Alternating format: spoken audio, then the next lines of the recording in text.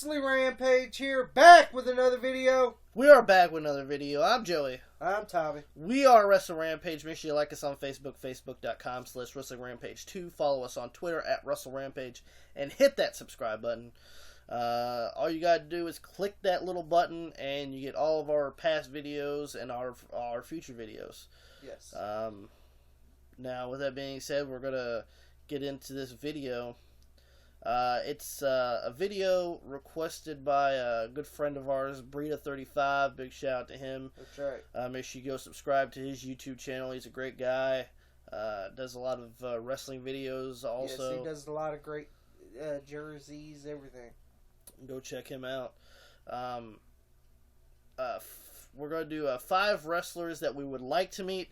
And it was supposed to be 5 wrestlers that we didn't enjoy meeting, but we only chose 4. We only came up with 4, but you gotta realize, I mean, we have met a lot of people, but most of them were cool. Most of them that we met were pretty cool guys. You know, except for these 4. Yeah, except for these 4. So either they didn't really like talk or like communicate with us or anything like that, or they were just ass wipes. I guess we'll start with the ones that we would like to meet first.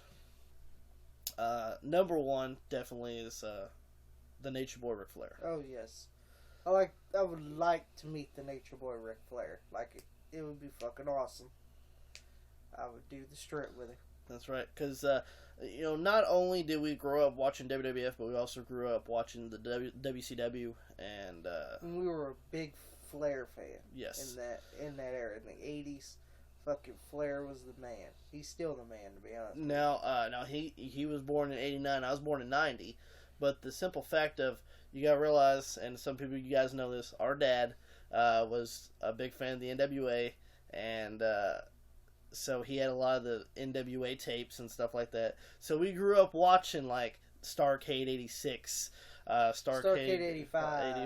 83. So, you know, so we grew up watching Ric Flair versus Dusty Rhodes, Ric Flair versus Ryan Garvin, Ric Flair versus fucking Wahoo McDaniel. And so, I mean, you know, like, we didn't just watch the current stuff that was on at that time. We also watched all the other stuff too. Yeah. And Flair's the man. Flair's a legend. And like he said, I did the start with him too. I'd be like, Flair, let's go fucking party all night long. Yeah, order them kamikazes. Fucking kamikazes. Next one is The Undertaker. Yeah.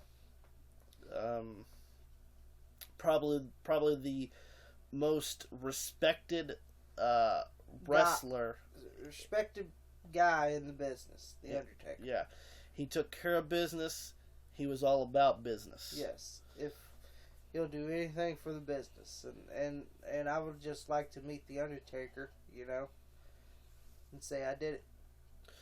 Because you know, Undertaker's not my favorite wrestler of all time, but I have so much respect for the Undertaker, and I love the Undertaker. I mean, he's definitely in my top 5, maybe, or top 10 at least, but.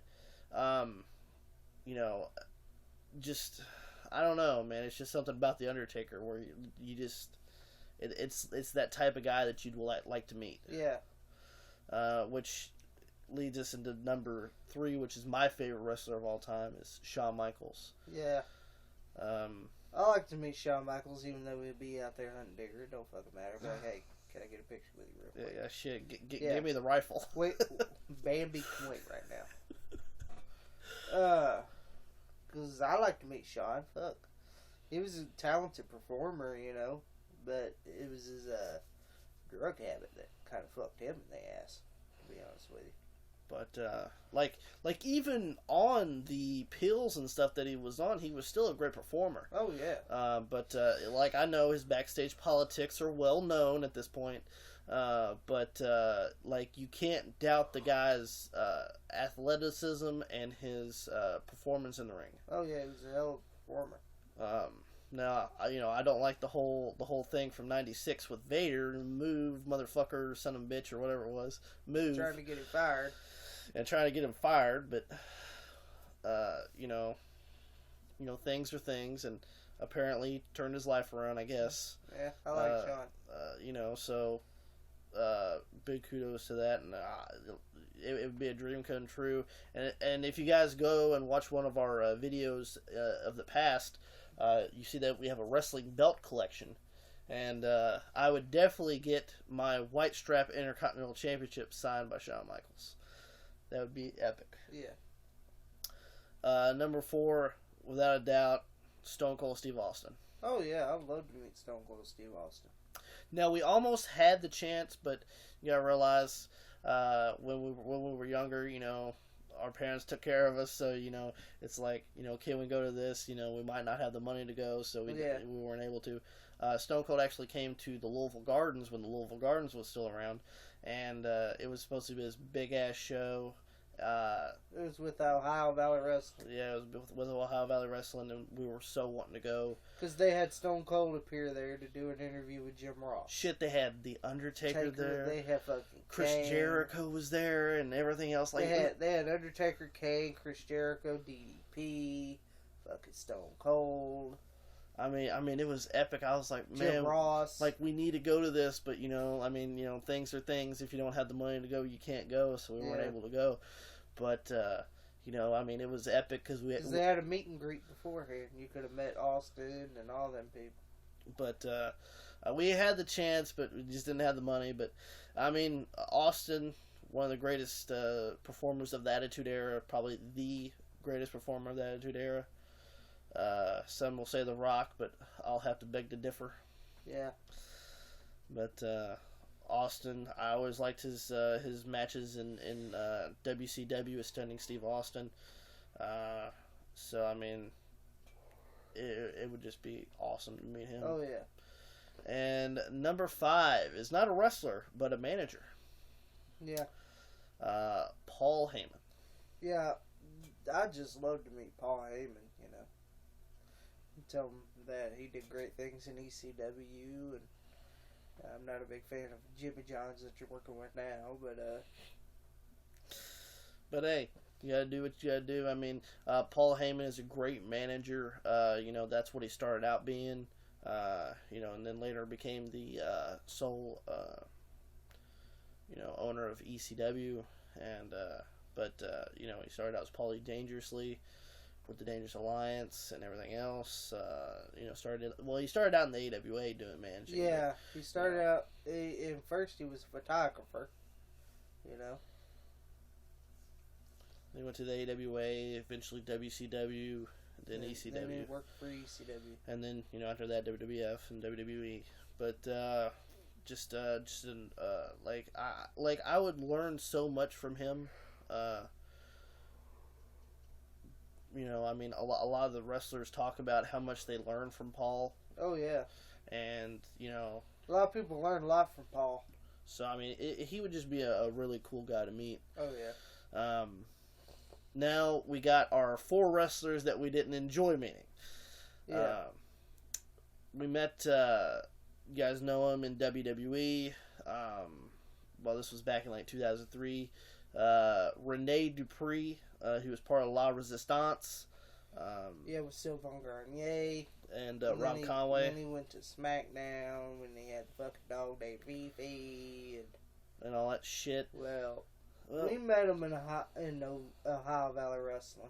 Which we actually met a lot of these in WW. Before he went to the main roster, and he was like goofy as fuck. Like I don't know if he was on pills. Well, actually, he was talking like I think it was Bob Holly on an interview. He was talking about how Rene Dupree was always fucked up on pills and shit. But like apparently, like when we met him, he was fucked up on something. Yeah, and he was looking around and fucking. He was like wired or something. Yeah, I don't know what the fuck was wrong with him. I went up and asked for his autograph, and I got it, and I was looking at it, I was like, I can't even read this. Yeah. It looked like fucking scribbles, and I was like, what the fuck is this? And then, you know, he asked, do you want some popcorn? Because he said they're fucking eating popcorn. I was like, no, I don't want fucking popcorn. Yeah, if I want some popcorn, I'd buy it myself. But, like, I mean, you know, like, it wasn't like a bad thing, but, like, it was just a simple fact of how, like, fucked. I think he was on pills. I guess I don't fucking know. Yeah. But I mean, I'm thinking he was on fucking some type of pills or something. Because he was like looking around and shit, and it was just weird. But because I get kind of antsy when people start looking around, because it's like, what the fuck are you looking around at? Yeah. But number 2 is Shelton Benjamin. Now it wasn't for like him being mean. He wasn't mean. He wasn't a dick or nothing. But like we met him at OVW. Okay, this was I think when he injured himself with Team Angle. Yeah, and he was recuperating and getting in the ring, working out. We met actually 3 wrestlers that day that were actually in the audience watching. One was Shelton Benjamin, one was Mickey James, and the other one was Johnny Jeter, which Johnny Jeter was part of the Spirit Squad as Johnny. Yeah. And we went up to all 3 of them. You know, we went up to Johnny Jeter first. He was very nice, very polite. Said thank you for coming out and asked if we could get an autograph and a picture. He goes, yeah, sure. And then we went up to Mickey James. Same thing. She had no problem. And she was hot as fuck too. Yes. And she goes, yeah, no problem. I'll give you an autograph and a picture. So we did that. And then we went to Shelton Benjamin. And we go, are you Shelton Benjamin? Well, cause hat down like this. Yeah. He had his hat down, and he was like, I mean, you could tell it was Shelton Benjamin, but we weren't really sure. You know, are you Shelton Benjamin? That's all he did. It was like he was embarrassed to be called Shelton Benjamin or something. I don't know, but he's a great performer. You know, it was just a little weird that he just he just shook his head. Yeah, and just had his hat down like this. You know, are you Shelton Benjamin? Like, goddamn. Can you talk or? Yeah, he didn't talk. Just went like this, hat down. That's about it. In picture, same thing, hat like this. Then, what the hell? If you guys remember, back in 2004 and 2005, there was a guy that debuted in WWE by the the name... one that almost gangbanged Michael Cole. Yes. With the name... You know, the one that did the pole and fucking Michael Cole. I got you like him, Michael. fucking Heidenreich. Heidenreich. We went up there, asked for a picture and an autograph. And he goes, after the fucking show. It's like, well, I damn sure ain't talking to you now, you goddamn motherfucker. Yes, with your fucking red ass fucking gloves and your fucking red ass tights. Yeah, fuck you, dude. Yeah. It's like, he and after the show, we're like, fuck that dude. We're leaving. Some people were getting his autograph. Me, I said, fuck him. Let's go home. Yeah, fuck that fuck dude. Heidenreich. Fuck. I'd rather meet a fucking referee, in which I did, by the way. You know, I'd rather meet anybody on there but Heidenreich, because goddamn, because when we asked him, he's a fucking dick. Yeah, he was an asswipe. So we're like, fuck this guy. Same thing with the next guy on the list. Now we did meet him. This was before. This is when we were little. Yes. Now we were about 6-7 years old when we met him this time. Now we did meet him, I think, this year, and he was fine. He was fine. He was actually pretty nice this time. Yeah. Because when we met him when we were little, he was dick. Yeah, and at that time, I can understand because he did wrestle for WCW, and I think he was one of the Young Pistols or whatever, the tag team with Steve Armstrong. It's Tracy Smothers. Yeah. We met him when we were little at an independent show. Yeah. We knew one of our mom knew one of the wrestlers that were doing the show, and our mom was actually good friends with a guy who jobbed a lot on television and everything. He actually is a trainer in Ohio Valley Wrestling. His name's Rip Rogers. Rip Rogers. And my mom went to school with him, you know, and we get free tickets to go to the shows and everything. So our mom and dad would take us to the shows and you know. Well, they had a sometimes big show. we got to meet a lot of the wrestlers and everything. Yeah, he had a big show, and he had Mick Foley on there. Which we actually got to meet Mick Foley, and that got was pretty to go cool. up in the ring and do the bang bang. Actually, that was funny because Rip Rogers he picked some people out of the audience, and he picked us to go into the ring. So we get to go into the ring, and this was at the time when Mick Foley was Cactus Jack In WCW. in WCW. Like I think it was like right after he got released or Yeah. going into ECW. And we got to get in the ring, and we got to do the bang bang with Mick And Foley. get a picture with. And get a picture with him, and he was a super cool guy, Yeah. a nice guy. I have nothing bad to say about Mick Foley. No. And then let's go back to Tracy Smothers. This was before the show started. You know, he's out there signing autographs, selling his merch, His bullshit merch. and we were waiting and waiting, then he goes, "You gonna buy something? Cause I got a match." Fuck you, dude. I ain't buying shit You want an now. autograph or something or what? I got a match. I don't give a fuck if you got a match or not. Like, you don't say that to fans. You Come know, on you now. don't say that to fans, you know.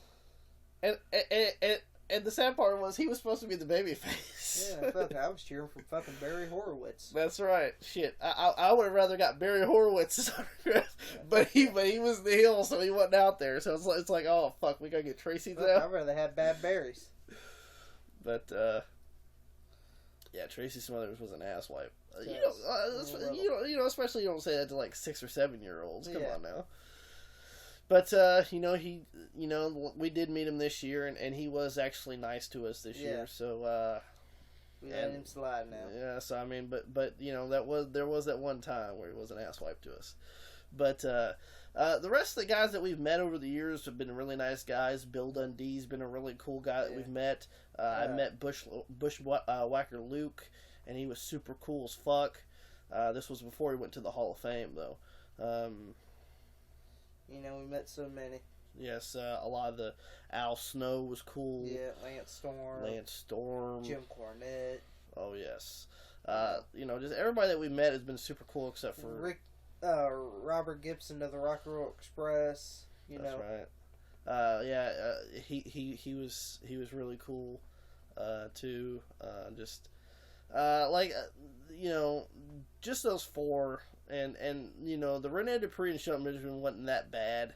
You know, it's just, you know, like you could have talked, or you know, you didn't have to look around and be fucking weird. But Heidenreich and Smothers probably the biggest two dicks we've ever met, especially when it comes to any wrestlers. yeah. Like us on Facebook, facebook.com/WrestlingRampage2. Follow us on Twitter @WrestleRampage, and hit that subscribe button because we have other great videos coming to you. You guys do not want to miss it. Wrestle Rampage is that cream that rises to the top. That's right, the cream of the crop. And nobody does it better.